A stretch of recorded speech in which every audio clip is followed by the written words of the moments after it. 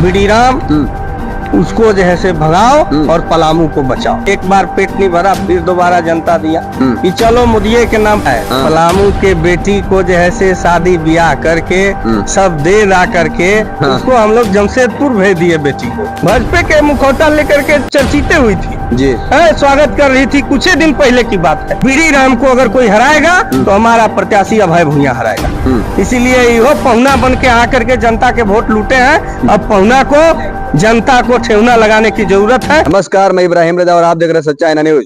अभी हमारे साथ मौजूद हैं कम्युनिस्ट पार्टी के जिला सचिव रुचिर तिवारी जी। और आप सभी को बता दें कि लोकसभा चुनाव की बिगुल बज चुकी है और पलामू लोकसभा से एक तरफ बीडी राम जी बीजेपी से टिकट उनको मिला है और बाकी आरजेडी महागठबंधन से ममता भूया जी को। और साथ ही साथ आप सभी को बता दें कि कम्युनिस्ट पार्टी से अभय भूया जी को टिकट मिला है।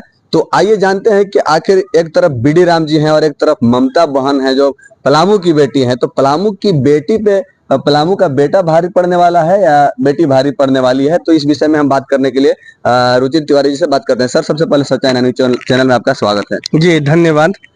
सर, इस बार तो त्रिकोणीय मुकाबला चालू हो गया है, तो त्रिकोणीय मुकाबला में आप लोग का क्या लग रहा है? त्रिकोणीय मुकाबला है जी, लेकिन कम्युनिस्ट पार्टी गरीब मजदूरों का प्रतिनिधित्व करते आई है और उनकी हक एवं अधिकार के लिए निरंतर लड़ते आई है। यह नहीं कि आज चुनाव है नहीं लड़ी, पहले भी चाहे ब्लॉक स्तर पर हो, जिला स्तर पर हो, जो भी जन समस्या हो उसके लिए प्रदर्शन धरना हर समय कम्युनिस्ट पार्टी दबे कुचले गरीब गुरबों की लड़ाई लड़ते आई है। और हमारा सीधे है कि जो बाहरी प्रत्याशी है बीडी राम उसको जो है से भगाओ और पलामू को बचाओ। तो बीडी राम जी को आप लोग तो भगा रहे हैं, लेकिन एक तरफ पलामू की बेटी ममता भूया जी भी खड़ी हुई हैं और एक तरफ अभय भूया जी भी खड़े हुए हैं, पलामू के बेटा।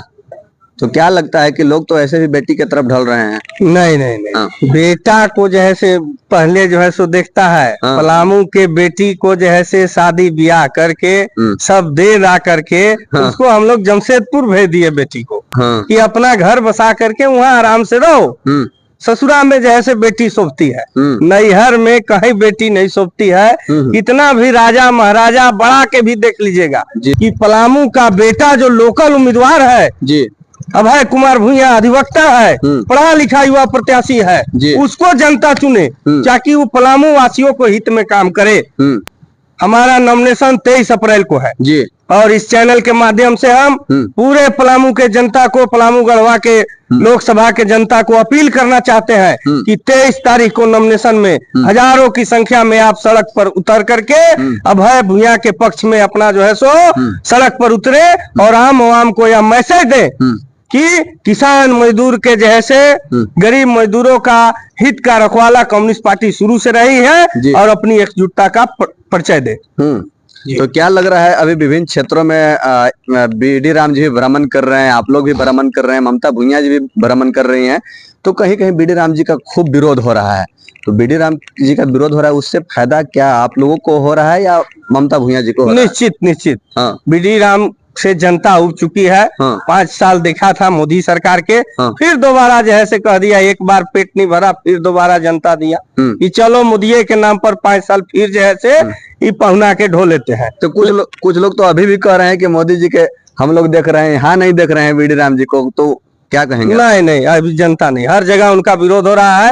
अब मोदी को नहीं देख रहे हैं। अब मोदी जिस तरह से झूठ बोले हैं कि मंडल डैम से पानी सबको पहुंचाएंगे, अब ये भी राग अपने लगे कि हम जैसे पानी देंगे खेतों में और रोजगार देंगे, और 10 साल से कुछ नहीं किए। इसीलिए यो पहुना बन के आकर के जनता के वोट लूटे हैं। अब पहुना को जनता को ठेवना लगाने की जरूरत है, तब यहाँ से ही भागेंगे। और हमारा प्रत्याशी को भरपूर समर्थन मिल रहा है, लोकल प्रत्याशी है, कम्युनिस्ट पार्टी का है, और इसीलिए हर जगह हम जैसे बीडी राम को अगर कोई हराएगा तो हमारा प्रत्याशी अभय भूया हराएगा। अभय भूया जी हराएंगे? जी अभय भूया हराएगा। अच्छा, आप सतबरवा के इधर सब ले लीजिए, टावर झाबर दुलसुलमा इधर ले लीजिए, इधर तो कहे कि आज तक सांसद जैसे गांव में दर्शन ही नहीं दिया कि कौन सांसद है, कैसा सांसद है। उसको तो लापता कहते हैं कि लापता सांसद है भाजपा का।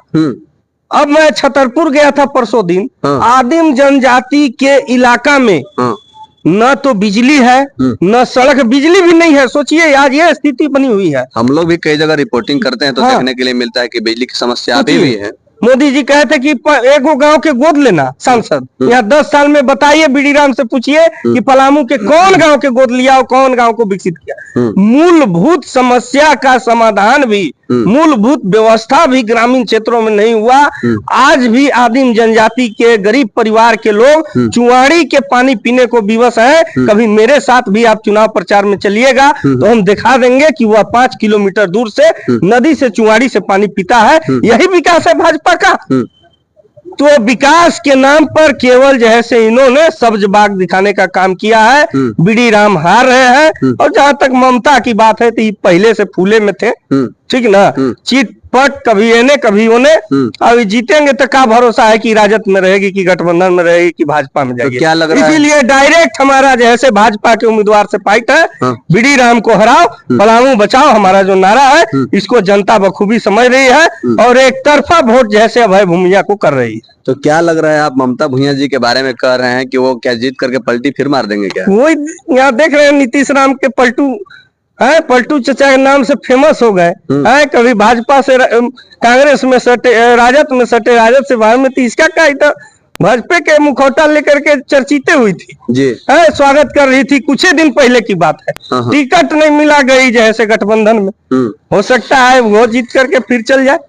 इसीलिए जनता इन पर भरोसा न करे। मैं आपका चैनल के माध्यम से जनता को कहना चाहता हूँ जी कि बीडी राम के खिलाफ अगर वोट देना है तो अभय भूया के पक्ष में दे, ममता के पक्ष में न जाए, वो आपका वोट बेकार जाएगा जी। और सर, अगर आपकी पार्टी जीतती है तो सबसे पहला कार्य आप लोग का क्या रहेगा? सबसे पहला हमारी पार्टी अगर यहाँ लोकसभा जीतती है तो लोकसभा के हर गांवों में जितने भी छोटी छोटी नदियां हैं उसको बांध करके पानी की व्यवस्था करवाएंगे। किसानों के खेत में पटवन और पीने की पानी सबसे पहली प्राथमिकता होगी हमारी। किसानों के खेत में पानी, क्योंकि जब पानी होगी तो 3 फसल होगा, किसान खुशहाल होगा। और उद्योग, बड़े पैमाने पर उद्योग, ताकि पलामू गढ़वा के बेरोजगार नौजवान जो दिल्ली, पंजाब, महाराष्ट्र जाते हैं और वहां से मरा कटा के आ जाते हैं, लाश आ जाता है, वह पलायन रुक जाए। 10-12 हजार, 15 हजार, 20 हजार की नौकरी उनको पलामू में मिले। यह पहली प्राथमिकता हमारी 2 रहेगी।